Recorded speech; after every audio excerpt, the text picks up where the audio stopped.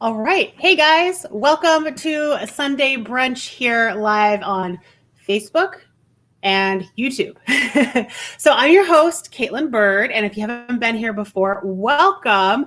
I am the owner of Caitlin's Animal Training Services in the Lehigh Valley of Pennsylvania, as well as the lead trainer for the program, The Unstoppable Service Dog, an online coaching program where we coach you and help you raise your own service dog to help you gain more freedom that you deserve in your life. Welcome here to Sunday Brunch. And to the left of me off camera, we have my new puppy, Reaver. If you guys are not familiar with him, he just turned 11 weeks old this week. Oh my gosh, he's gonna be turning 12 weeks old next week. I can't believe it. So anyways, welcome guys. I am so excited to be here with you. And as a recap, if you guys don't know, again, if this is your first Sunday brunch, as a recap, we go over everything on all the news that's happened during the week that's dog related, although I do have one article that is not dog related. It is animal related though, and you guys will enjoy it. It's actually our first article. And after that, we actually go on to Reddit. Now with Reddit, if you guys are not familiar with Reddit, it is an online chat board, which means that anybody across the internet is able to join on Reddit. So a lot of the times there's not safe for work stuff, but it can be pretty funny. So if you have somebody in your house that has sensitive ears, or maybe you have sensitive ears yourself, you can go ahead and hop off for the Reddit part, or go into a room or put some earbuds on if you have kids in the home. And I'll give you one warning before we actually start Reddit so that you can be prepared, okay? So welcome guys. Go ahead, tell me down in the chat below if you're here. Now I know last week we did have an issue with, oops, you can see my Facebook. Oh wait, not yet. Okay, hold up. I'm so confused. Wait. Is it this one? Nope, I want that one. There we go. Okay, hold up. Let me check in Facebook to make sure that I can actually see you guys. So guys, can you put a couple emoji comments in real quick so I can see and test out to see if the comments are actually coming through on StreamYard? That'd be really helpful. All right, I've got one on Facebook. Hello, Indy/Kelly. How are you? Okay, cool. So you're coming in on StreamYard. You're good. Just make sure that you give StreamYard permission so that I can see your name as we're chatting in StreamYard, okay? Perfect. You guys are doing good. All right, so let me turn this on real quick and let me shrink myself. There we go. Hello. Okay, so as you guys know, I'm located in the Lehigh Valley of Pennsylvania, so I like to go over some of the recent news articles that are actually here locally, as well as other places when they pop up. So this one's pretty cute. We have Coca-Cola Park here, and that is with the Lehigh Valley Iron Pigs. So hence this article has pigs in it, as you can tell. So it's called Downward Dog and Wandering Swine, Pig Yoga at Coca-Cola Park. And they've got some cool pictures here. I wonder how many they've got. Oh, why aren't you going to increase it if I make this bigger? It's like the same size. Okay. That's cute. Look at them snuffling around those mats. That's really funny. Oh, and they got treats for the piggies. Oh, and look at her flying pig pants. Oh, that's perfect. I can't think of any other event you would ever wear those yoga pants to. That is fantastic. I love it. Holy cow. I'm sorry, holy pig. It's a big swine. Oh, my word. Got some potbelly pigs. Looks like he's right out of the stockyards. I mean, that looks like he might be a bacon pig. Sorry for pig lovers out there. Oh my, so cute, so attentive. Look at him. He's the next agility runner, right? Oh, that focus is good. Hello, Black. Okay, that's it. So we hit the end. All right, what's going on here? Pig yoga. The Lehigh Valley Iron Pigs hosted pig yoga at Coca-Cola Park on Saturday morning. Guests did yoga on the field with real pigs, courtesy of Fairy Tale Acres The Rescue. Fairy Tale Acres The Rescue. I've never heard of them. I wonder if they're new or if I just haven't heard of them. Oh, excuse me. Allergies have been crazy this season, so I might be sneezing a lot, and we might need to take a potty break about halfway through. We did potty the puppy, so he should be good for a while, and he's taking a nap. He's taking his late morning nap. He usually takes 2, and I think this is his first one, so hopefully he should be out a little bit. Let's see, they have an Instagram, and I think merchandise and youth ball caps. Is this site can't be reached? Interesting. Oh, by the way, guys, how is the stream coming in? Is it a little funky? Because if it's like a little slow, let me know, because I didn't plug in my Ethernet cord yet. So if you want clearer connection, just tell me and I'll go quickly right upstairs and plug in the Ethernet cord, okay? I just need to know what the quality is on your end. That's cute, though. Oh, they have Facebook, too.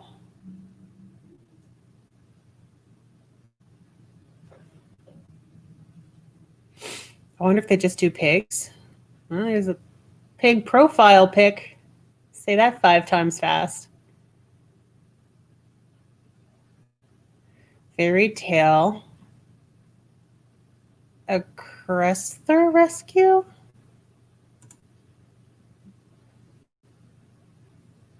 Our domain broker service. Okay, well, that was in 2017. So they've been around for a few years.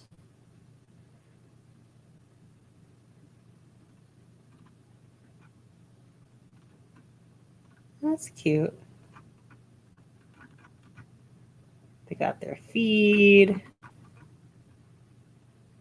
Oh, wow.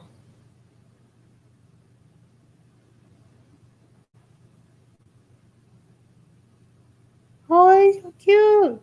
He almost looks like a coon. Do you guys know what coons are? They're cute. But I think they're a lot hairier than a typical pig. They got longer hair. See? Oh, he looks like a coon for sure. Oh, definitely. Oh, this adult. Look at that. The adults, like, they have these really flat, snub-nosed faces, it seems. I thought it was longer, but this one's more like recurved upwards. Look at this guy. He looks like a glorified guinea pig. Oh my gosh. Love him. Love him. So, Kelly, how's your weekend been? Do anything good? Are you still planning on something? We're going to go, like always, like every Sunday, we're going to go to puppy class after this. We've only got, let's see, this is going to be our 4th class. So we only have 2 more puppy classes to go after this. And he's been really good. It's really funny to watch Reaver do the puppy classes, because I mean, at first he was a little shy, right? So I was like, okay, back up other puppies, let him just absorb the area and get used to it, because he ended up hiding behind me first class. But last class, remember the Leon burger that I put on Instagram and the photo with him in the Leon burger? Which, by the way, if you're not following, my handle is at Caitlin. No, that's my other handle. My Reaver's handle is Adventures with Reaver on Instagram, if you want to follow him. So the Leon Burger puppy, I don't know, he's probably 9 weeks old by now, maybe 10 weeks old by now. So they're about the same age. Reaver's like 1 week older, but it's funny because the Leon Burger, I mean, he was a good player. He came on just the slightest bit too strong, but I just backed him up a little bit, and Reaver to break the tension, because Reaver was a little a little at first. And then as soon as I just broke the tension for half a second, Reaver was like out and chasing and having fun again. But it's so funny because as he plays, he can get amped up pretty quickly. And I'm glad in our class, they keep playtime super, super short. And it prevents him from getting too hyped up too quickly to the point where he's gone crazy. Because I gotta tell you, this puppy, if he doesn't get enough sleep, he goes crazy. So he takes a lot of naps during the day, especially if I've pushed it too far and I'm like, okay, listen, you're gone crazy. It's time to turn the lights off. It's time to be by the crate and for you to settle down. It's so nice. Like if you want a quick, easy way to get a puppy to settle down and take a nap, go into a dark blackout room and just sit with them and watch what they do. And guarantee in the next 5 minutes, they're going to calm down and go into that crate and take a nap. It's fantastic. So quick tip if you're struggling with puppies going crazy everywhere. Okay, so what do we got here? You guys are so quiet. Don't tell me you're quiet. Don't tell me you're so quiet. Hold up. You guys are so quiet. I'm getting worried again. I'm going to check my Facebook on my phone. If you guys are commenting and I don't see it, I'm getting worried. Let me see. 6 comments. What's with this? Yeah, it's not going into StreamYard anymore. Hello, Indy. And Lewis, buddy, hi. Melissa, how are you? I collected when pigs fly stuff. It's fine. I had puppy class yesterday. Awesome, Kelly. Priya is a doxy magnet. Really? How many doxies are in your class? Today we are working on distractions. We found her voice. Ugh, yeah. Yeah. Yeah, working on distractions is a constant everyday thing. Absolutely, 100%. Okay, I'm going to keep my phone up against my computer screen so I can see you guys as we go because I don't know what's up with StreamYard. It was working. Maybe it's because I exited out of Facebook. That might be why. But I can see you from here on my phone, so we'll work. 3. There's 3 doxies in your puppy class. Okay, that's interesting. Are doxies popular in your area, or are they from all the same breeder? That's interesting. That's interesting. Okay, we've got off track with the pig with the pig news.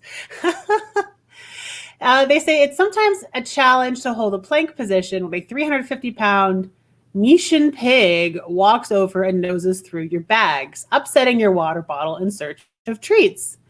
But none of the folk who turned out for pig yoga at Coca-Cola Park on Saturday morning seemed to mind such distractions. In fact, many of them eagerly stepped out of a tree pose to grab a plastic cup of cereal and other treats to offer the swine who wandered past. I love when they come by, says 10-year-old. Wow, you have a 10-year-old at this event? I'd be afraid one of those pigs, like the big one, would sit on him. Said 10-year-old Sam Williams of Bethlehem. Just as Apollo, an enormous Mishon, crossed his yoga mat without warning. Oh, whoa, I didn't know they'd be so social. That's what I'm saying. That's cute. Sam's mother said neither of them are into yoga, but since the start of the pandemic, they've embraced any chance to safely get out of the house. This has led to no shortage of adventures, taking on activities that might normally be outside of their comfort zone. Oh, that's awesome. I love that.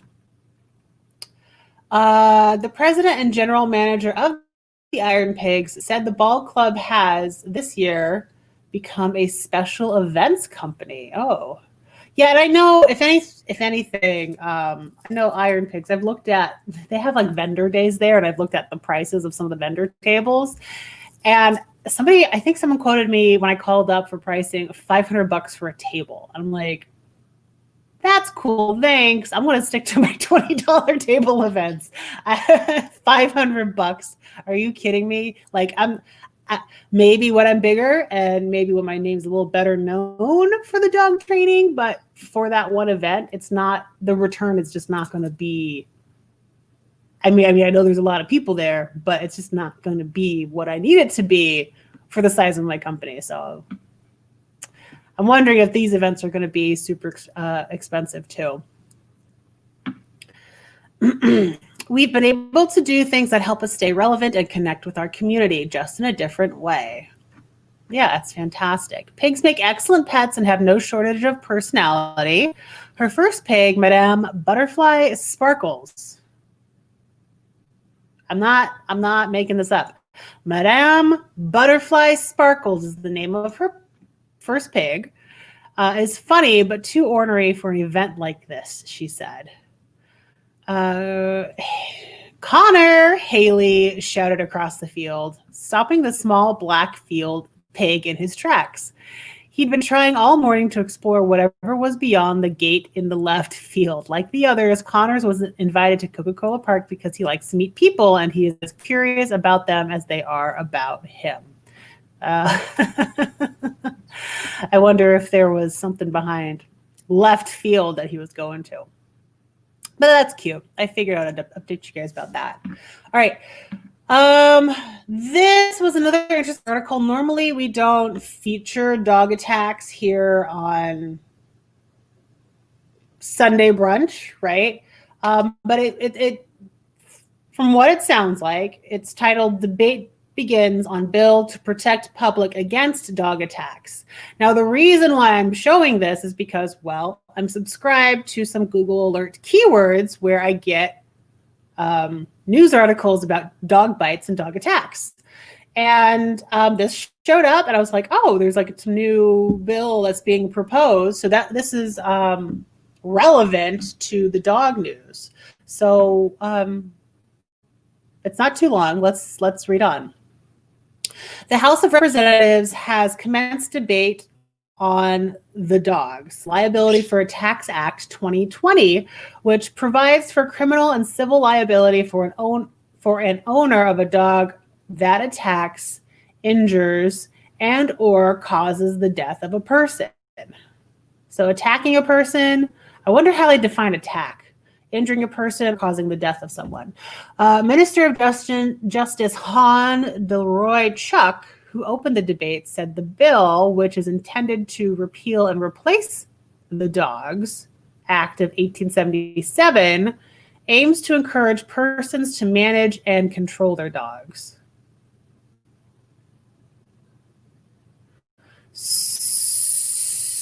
So it sounds like, I don't know. Let me keep reading this before I say anything. This bill is not intended to frighten or penalize dog owners. It is meant to increase awareness of dog owners about the importance of keeping and caring for dogs under their control. There have been, over the years, too many cases of debilitating injury and death caused by attacking dogs. The harrowing ordeal endured by the most recent victims has made the issue impatient of a resolution. I'm not familiar with the history of this. This makes me want to understand what's going on. Minister Chuck pointed out that the bill also aims to provide compensation to victims of dog attacks.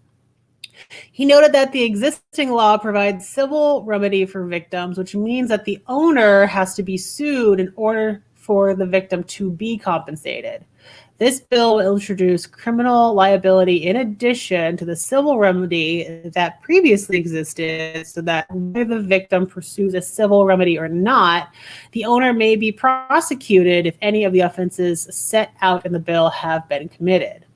Minister Chuck said that all dog owners have a responsibility to ensure that their animals do not pose a danger to members of the public. Every dog owner, which means in virtually every Jamaican home, Jamaica Information Service. Oh, Jesus. Why are we reading this? Oh my gosh. I didn't even look. I was like, wait a minute. Jamaican homes? No, man. No way. Oh my God. Okay. If any of you are in Jamaica, you're welcome. LMAO, right, Kelly? LMAO. The penalties for persons found in breach includes 15 years for death caused by dog attack and fines up to $5 million for injuries. The debate in the bill was suspended until a later date. Oh, I love it. Oh, it's fantastic. All right, next one, last article. Let's see. Dog owner saves pet from 20-foot python trying to swallow canine. Where is this at? Let's check the place first. Where is this at? International Business Times, so it could be anywhere. This is by Vaishnav. Oh Lord, I'm not even trying. This is by Double V. That's the person's name, Double V. The man was in his farmhouse. He found okay. Let's see if we can guess where this is at. It says Dixon, but I mean, couldn't that be anywhere? Oh, this has got to be U.S. Okay, hold up.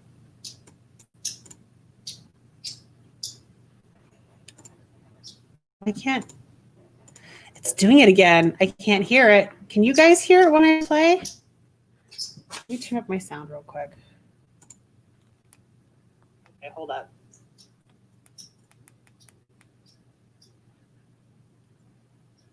I can't. It's doing it again. I can't hear it. Can you guys hear it when I play? Okay. Okay, hold up. I think. Let me turn this off. And then try it.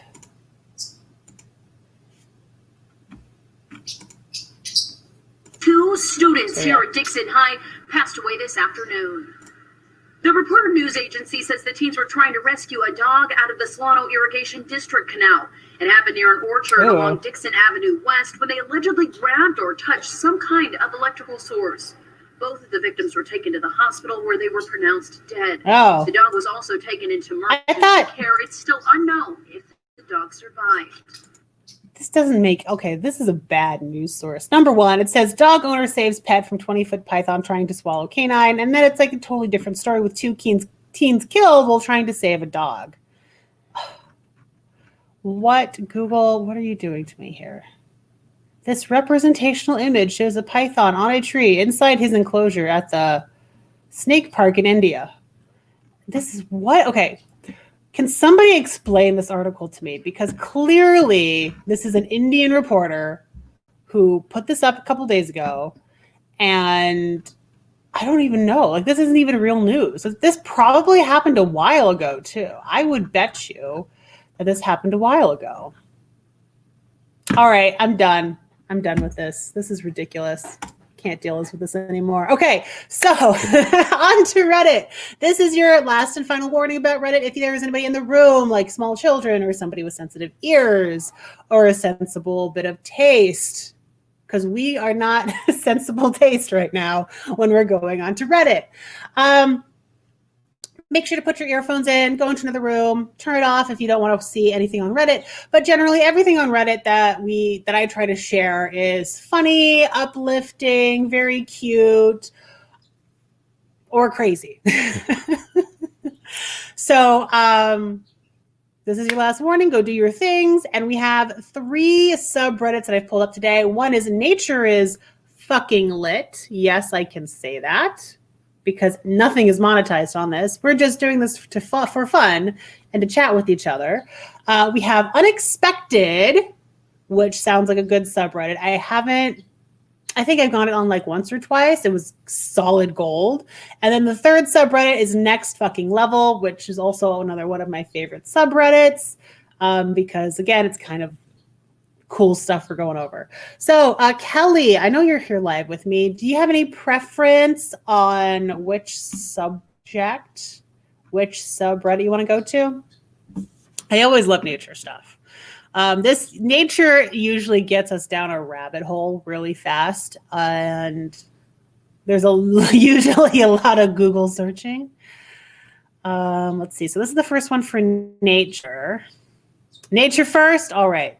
This one's Hidden Beach at Moretta Island, which I thought is amazing.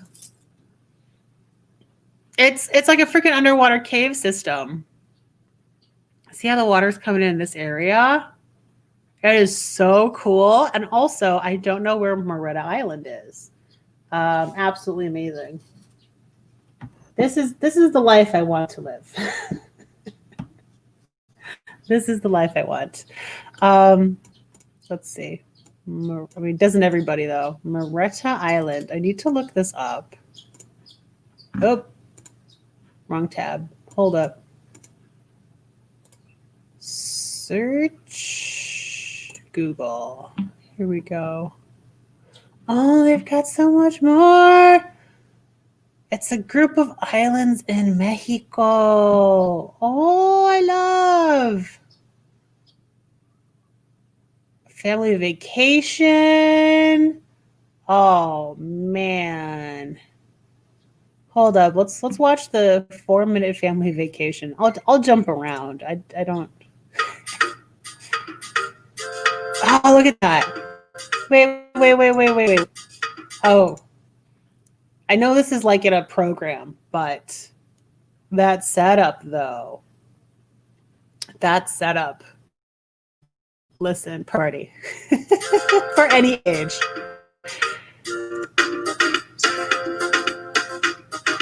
I need to know these people. They need to be my friends.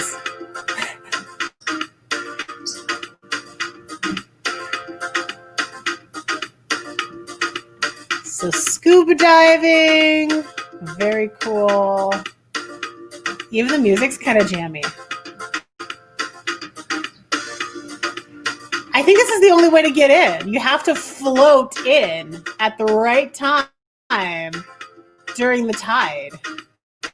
And you get stuck there and you can't like swim past. Oh man. No rough waves because then you're going to bonk your head. But that's so cool. You are a certified diver? Are you NAUI? Are you a NAUI certified, Kelly? I am NAUI certified, but I wouldn't trust myself. It's been so long since I've done anything. I wouldn't trust myself to do anything diving.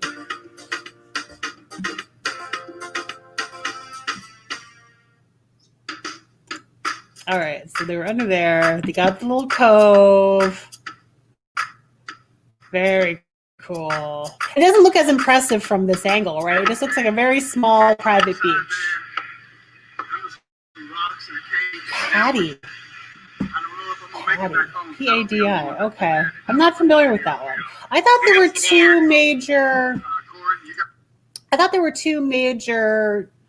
diving certifications. Is that, or are there more? Because I'm only aware of two, and I don't remember Paddy.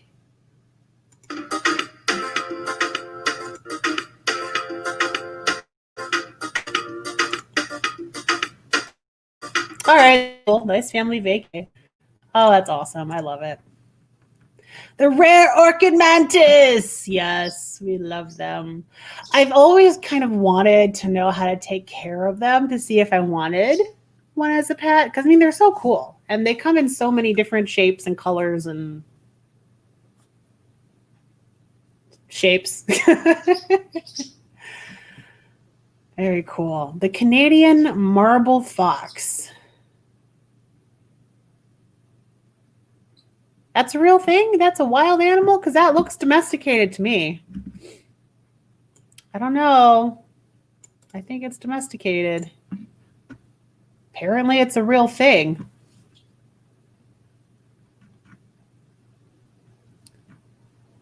Fun, factual, weird. Woo, excuse me.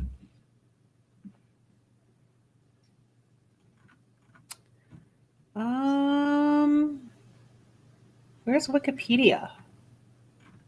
There's no wiki on it. Wikipedia. Oh, well. Oh, it's an Arctic fox. Yeah, okay. But why do they call it a marble? White fox, polar fox, or snow fox? They're not even saying marble. Is the marble just the version like halfway through its coat color change? Yeah, because here's a summer morph, which is color for an Arctic fox. And when it's winter, they become nice and white. So I don't know. Weird. Arctic is most closely related to the kit fox. Oh, I've seen those. Swift fox, Corsic fox, Rupel's fox, red fox. Oh. cape. Almost looks like a coyote, doesn't it? Oh my goodness. Fennec foxes. Everybody loves fennec foxes. And bat-eared dog. Oh, that's so weird. The bat-eared fox is a species of fox found on the African savanna named for its large ears, which are used for thermoregulation. Fossil records show this canid first appeared during the Middle Pleistocene, about 800,000 years ago. It is considered a basal canid species resembling ancestral forms. Huh. Definitely could be a raccoon or a fox, kind of like, or a bat. A bat-eared fox. Ta-da! That's cool. I still don't understand the Canadian marble fox thing. I don't get it. It wasn't listed under foxes on Wikipedia, so I don't know. It's weird. Wandivoy? Is that a word? Wandivoy? Tree kangaroo rediscovered the first time since 1928 and photographed here. Is that not just a red tree kangaroo? Wando something?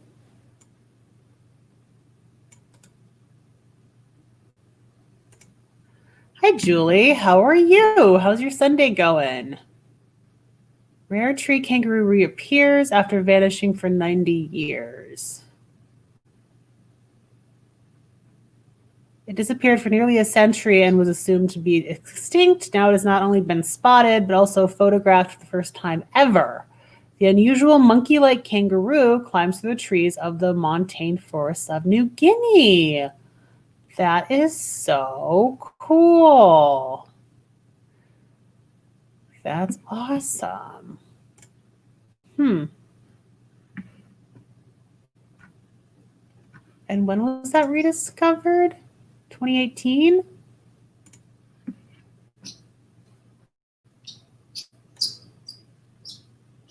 It's a monkey kangaroo. Once thought to be extinct, it has just been photographed in remote New Guinea mountain range.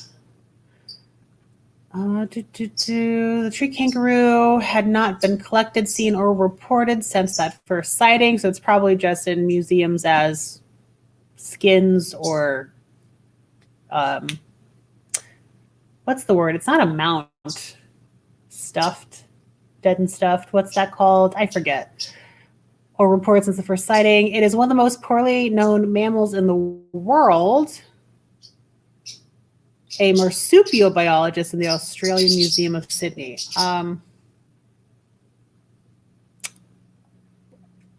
That's a little odd. I thought kangaroos were marsupials because they have the pouch.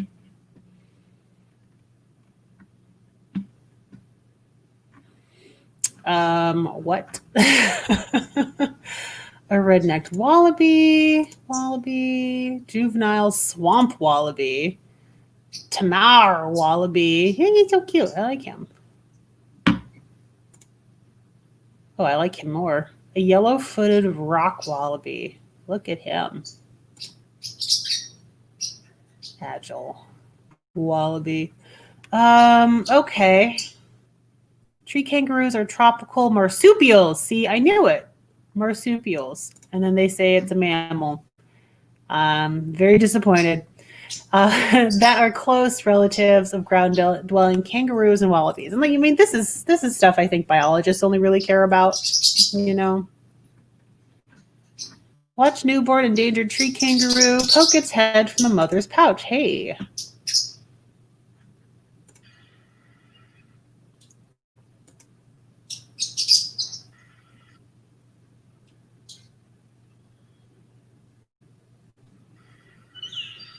Yeah, super cute, right, Kelly?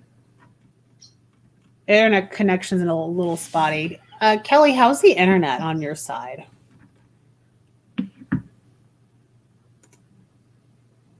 It's a little slow over here. But I'm going to go upstairs real quick and just plug in the Ethernet cable. That should make a lot of things load up quicker. I don't know why the video is being so spotty on my end. So I'm going to go do that real quick, okay? Let's enjoy. Hold up. We did this last week when the puppy had to go potty. We'll do this again. What are we watching? 12 minutes, palpating heartbeat and pulse. Oh, or Kiko Pup. Ooh. Decisions. A dog named Bailey doing odor work yesterday or so. Hold up. Boom. Here you go. Enjoy Bailey doing odor work. I will be right back.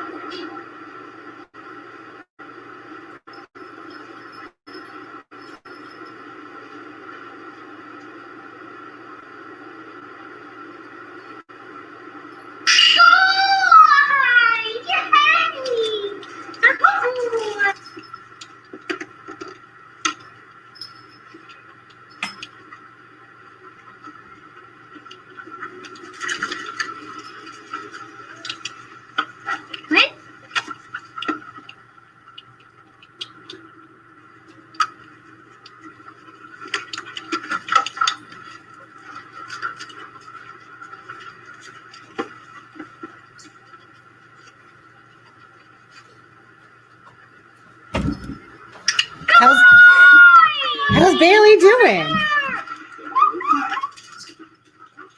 Oh, Kelly, I'm sorry. You wanted the Kiko Pup stop. Maybe more naps. I've noticed he only really bites when he's crazy tired. And the only quality nap he gets is when it's in a quiet room, it's dark, and he's undisturbed. Mom is over the top. Mom is over the top? Mom is over the top. Oh, when she reinforces. Oh, hold up. Let me see. I don't know. I mean, I was that same way with Hope when we were doing nose work classes. She'd get all excited and ready to go. I mean, if your dog's already hyped up and crazy, it might be an issue. But if your dog's not, he seems to be taking his time. He's not like rushing it. I might have been too over the top for Hope because she would always rush trying to find stuff. She probably didn't need any more high-pitched voices. But I mean, he's doing fine.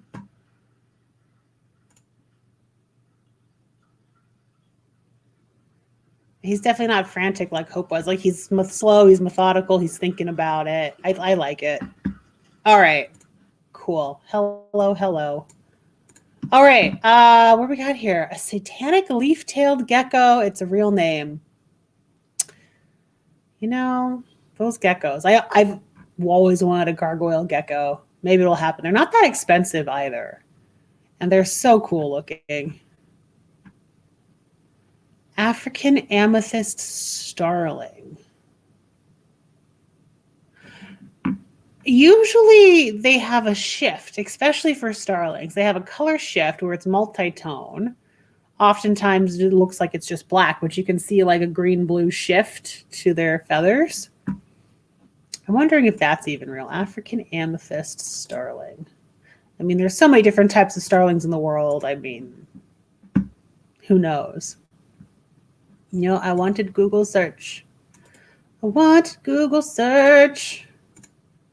Wow, it's a real thing, and it's mostly purpley. That's crazy. What? Are you kidding me? That's crazy. Yeah, I wonder if that's just the males.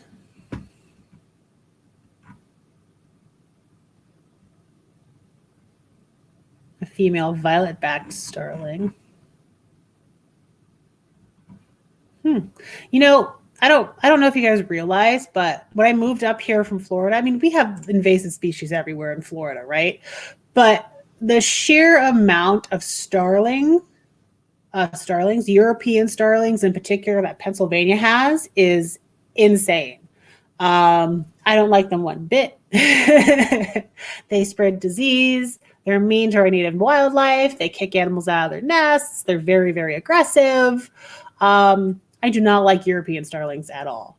And they're so common in the United States, but I would happily trade all the European starlings for some of these African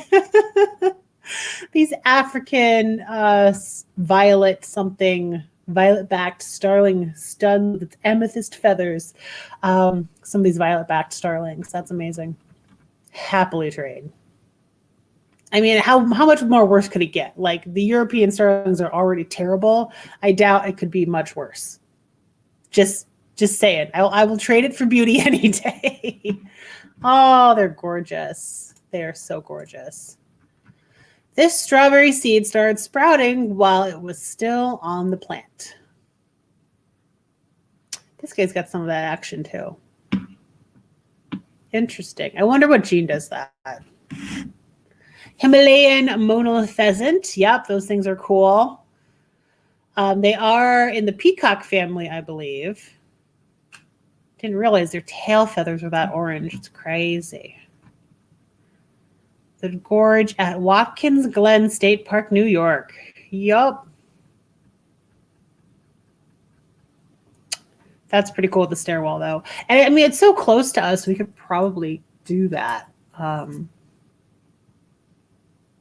looking for a water feature for Reaver to get more than just his toe beans wet, because he hasn't like had it come up to his legs yet, and I want to find like a fun adventure thing for him to get started in.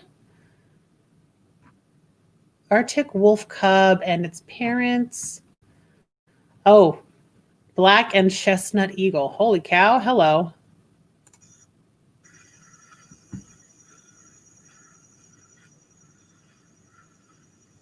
He doesn't look too happy doing that. I mean, he's big. He's got his wings out. He's all poofy. He looks like he's kind of scared with his head crest up. I don't know, man. I hope that's your bird and you know it very well, because I am not familiar with that species at all. This is what happens when lightning strikes sand, generating heat up to 3,200 degrees. Does it melt it? No. No. That just, what? No. Lightning hitting sand.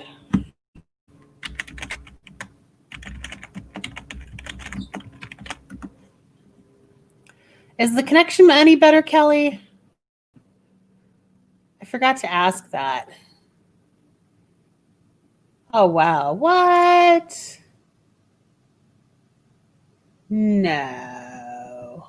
Lightning strikes create stunning sand sculptures in seconds through rare extreme heat.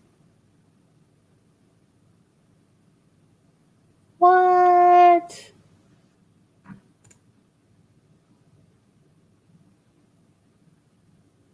Also, they claim lightning hitting sand will turn it into glass, unlike all other specimens we found. Something.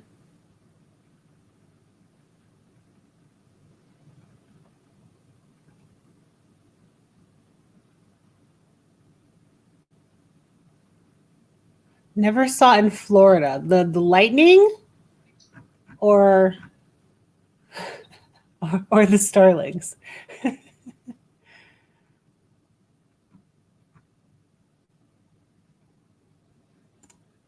Okay, that's a little ridiculous.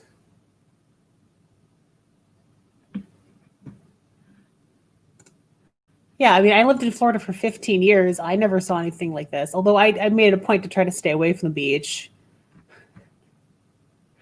Gulf Coast beaches just are typically very dark colored waters and often very stinky, especially if you were next to a lot of cypresses, like the white or the black cypress. I believe there's also red cypress. I can't remember them all, but there's like three main mangroves, not cypress. There's three main mangroves black mangrove, white mangrove, and I think red mangrove. This is Discover Magazine. I don't know the Discover Magazine, but let's see what they have to say.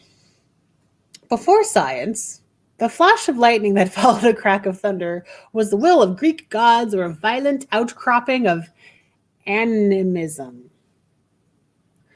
Now we know a bit more about lightning. My BS detector went off. It looked too amazing to be true. It was impossibly stable, and the spires on top looked curiously like the wet sand I used to make odd sand castles as a boy. So what is this thing? Incredibly, lightning can and does, in fact, create something amazing when it hits the sand, but the conditions have to be perfect. When it hits a sandy beach high in silica or quartz, and the temperature goes beyond 1800 degrees Celsius, the lightning can fuse the sand into silica glass. Oh, that's so cool.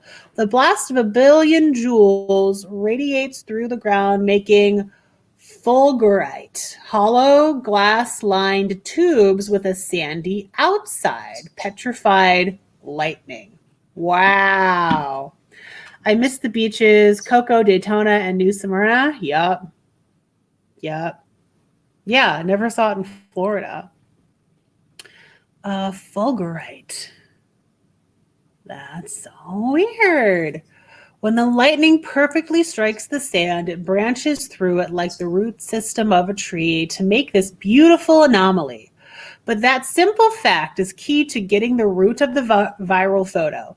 The lightning creates a tube of glass through the ground, not above it. Oh, you can actually see the impact hole when it occurs in rock. What's this link? Not found. Okay, well. How could so-called petrified lightning ever look like the photo found on Reddit? Hey, it's like they knew where we were coming from. Though fulgurite is made below the ground, it does have a way to get above it. Erosion. Because glass can resist much of what Mother Nature throws at it, a piece of petrified lightning could stay below ground for decades, centuries even. In time, the sand above eventually shifts to reveal the tubes, which still stand the test of stinging sand and blowing wind. Wow. So, I mean, it might go so deep. Like, look at all these little bumps coming up. Like, how big does that really get? Comes from Storm Tracker.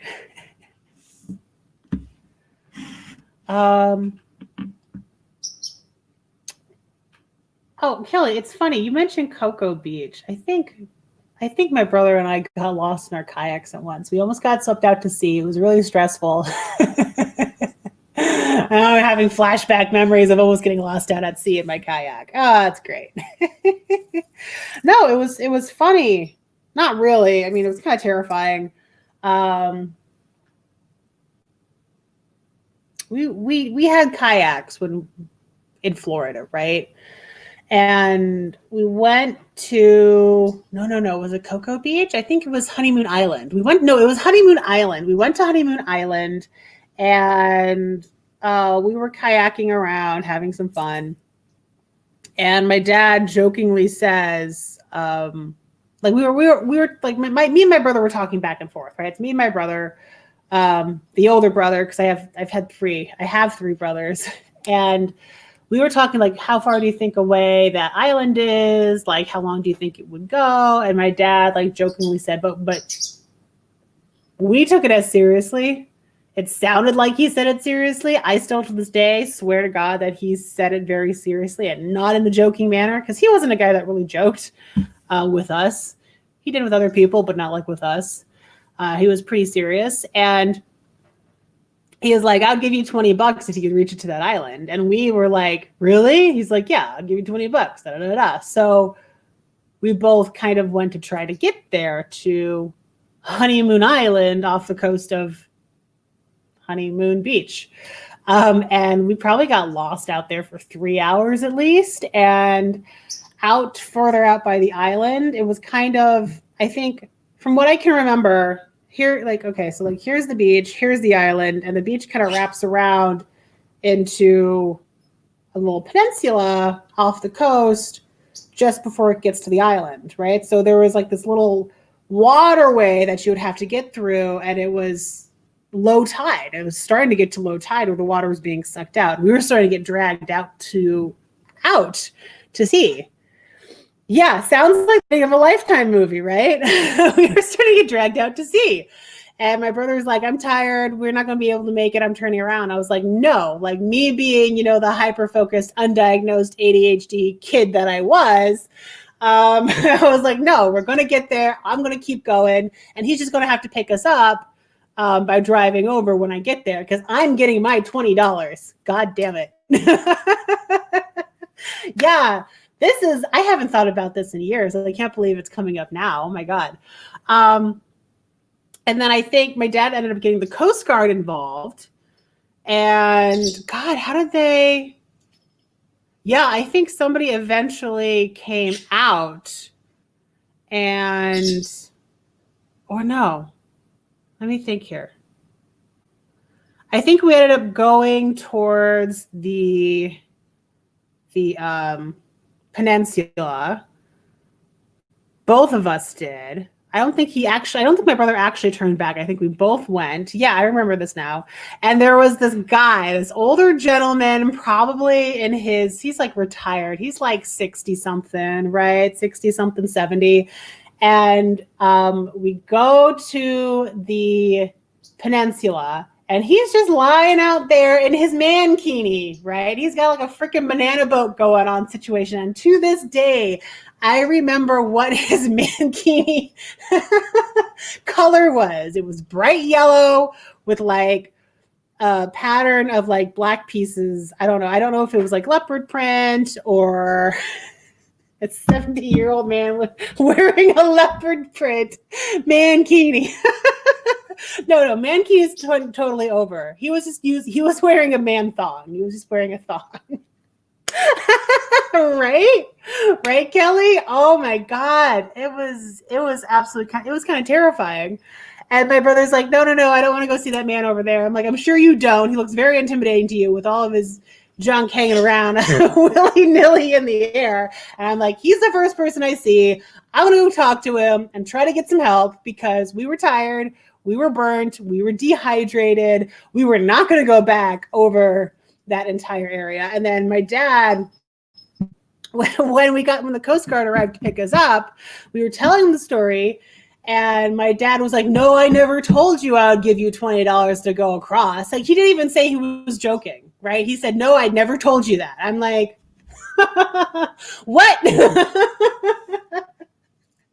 I will need therapy today, will I? Much worse things happened in my childhood. Let me tell you that. But yeah, he was just like, no, I never told you that. Da da da da. And like, I ended up crying because I thought I was going crazy because my dad gaslit us all the time. It's not out of his character. This is not the only time he's lied. So I thought I was crazy. I was going out of my mind. My brother was just over it. It was not a good experience. It was good up until that point. I think he just wanted us to leave and never come back. My mom was in hysterics. Oh my God. Oh, he probably lied because he didn't want to be in trouble with my mom. Not like she would do anything about it. But yeah, okay. That was quite... It happened years ago, girl. It is what it is, right? That is what happened on Honeymoon Beach, which turned into Honeymoon Peninsula because we couldn't make it to Honeymoon Island. So, and I did not get my $20. Oh my God. Anyways, yeah. Whew, memories. Am I right? Am I right? Okay. Fulgurite is always a rare find. So specimens like the photo above and these less believable ones are always opportunities to glimpse nature's raw power. Less believable. Bad gateway again. I don't know. Even though the constant push of erosion can exposure these underground wonders, I think they mean expose the underground wonders, they are still fragile, requiring careful excavation to unearth a whole specimen without breaking it. This brings us all the way back to the viral photo. It's bogus. First, the photo supposedly shows a specimen of fulgurite that looks nothing like any of the other myriad cataloged examples that you can easily find on Google. We did that. Second, when petrified lightning is exposed by erosion, it is in a relatively calm area. They are fragile after all. Yeah. The viral photo is on the edge of a beach with foot traffic and a tide. It would never make it to that size without having a team of geologists quickly excavate it and it in front of tanning swimmers for the shot. Third, looking again at all the other examples of fulgurite specimens, the object in the viral photo has obviously been tampered with. The spires on the top of it were put there afterwards. Have treats, you're calm. Yay. Even if it were fulgurite underneath, the extra weight would surely topple or break it. That's the best case scenario. An amazing piece of petrified lightning with wet sand dripped on it by playful beachgoers. But the most likely scenario is that this isn't what happens when lightning strikes sand at all. Nothing about the photo is consistent with the already understood phenomenon. Hi, Sarah. Nice to see you here. How's your Sunday going? We're going to have classes, puppy classes right after this, so it's going to be lots of fun. Currently circling the internet is a piece of positioned driftwood with some sloppy sand castles on it. Nature provides us with truly amazing images, such as the sunset on Mars. Is it going to show me? Ah, hey, look at that. Sunset on Mars. That's pretty cool. Have you guys ever seen a sunset on Mars? That's awesome. It looks hella polluted in the sky, but it's pretty cool. No clouds. All red rock. It's great. How's Mila doing, Sarah? This is what happens when a parasitic fungus replaces all the tissue of a tarantula. Very nice. Very nice. But nature's ability to astound has us jumping at every weirdness, no matter its scientific validity. Every time we get it wrong, it's a missed opportunity for education. 100%. I agree. Totally agree. When lightning strikes sand, it creates something beautiful, but not this photo. So be careful what you retweet. Yeah, that's the one that brought us here. It's 9 here, so got up about an hour ago. It's only one day of it's the only one day of the week I can sleep in. Yup. There you go. There you go. I don't know. I'm a very, my body's very, it's like clockwork. I wake up at the same time whether I want to or not. My body is very consistent. I can just say that. Oh, there's a whole YouTube video about it. What happens when lightning strikes sand? Zone A. I want to find. So we could easily pick out the fakes, right? Like this one's fake, that one's fake. I mean, you can even tell this is a tree branch that people just put on top of it, right? So we can tell these ones are fake. This one's real. I don't even know what that is. But it looks undisturbed, so this one could very well be real, right? It's not a high foot traffic area. We know that one's fake. Fulgurites. Ooh, that one looks very old. It's definitely not the same color as the sand around it, so we know somebody didn't just strip sand on it. National Park Service. Glad to hear she's good, Sarah. A Great Sand Dunes National Park and Preserve. The explosive power of lightning is captured in blackish tubes of glass called fulgurites. If you find one in the dunes, please study it and enjoy it. But leave it in the sands for the next visitor to enjoy. Natural and cultural resources in natural parks belong to all Americans, protected by law for the enjoyment of this and future generations. Ooh, I like that. National Park Service. Very cool. So I guess all that, that was real. It's coming from nps.gov. I like that. Very cool. What is... Oh, it's artistic. It's like frozen. What is this? Oh, it's just glass. Ooh, glass formed by lightning hitting sand. Oh, cool. Oh, wait, is this what sea glass is? Hold up. Is this what sea glass is? Because I thought it was typically from like bottles, but I didn't know. I mean, what is sea glass?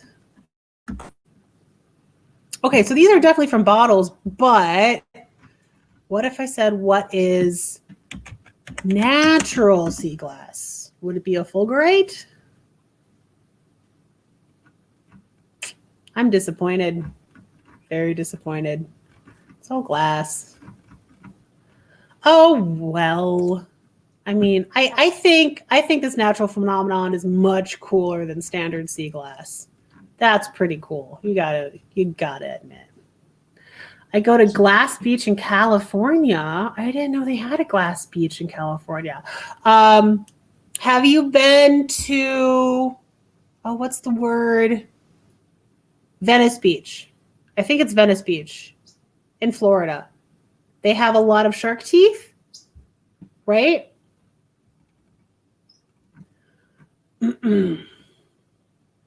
I remember out of all my family members, I always had the eye for seeing things that people wouldn't see normally. No, you haven't been to Venice, or no, you haven't been to Venice Beach, or no, it's not called Venice Beach. So when I was younger, we lived in Missouri, Kansas, and we had a bunch of clover in our backyard. And it turns out a lot of it was four-leafed clover, believe it or not. We had like huge patches of clover in our backyard. And me and my brother would always go in the backyard and start looking for clovers. And we would put them in containers filled with water and let them float. And we'd put them in the fridge so they would be preserved for a little bit until we were ready to dry them off and press them between books. And then we would... take some laminate and some stock paper and just seal them in there. We would make like bookmarks out of them. We would give them away to friends. There was a lot of different things we would do with these four-leaf clovers.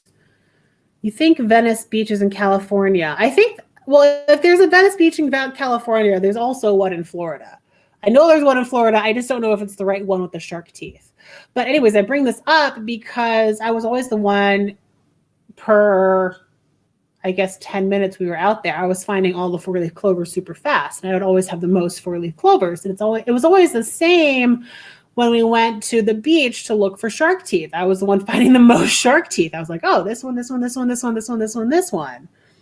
Venice Beach is in California. Oh, come on. There's got to be one in Florida.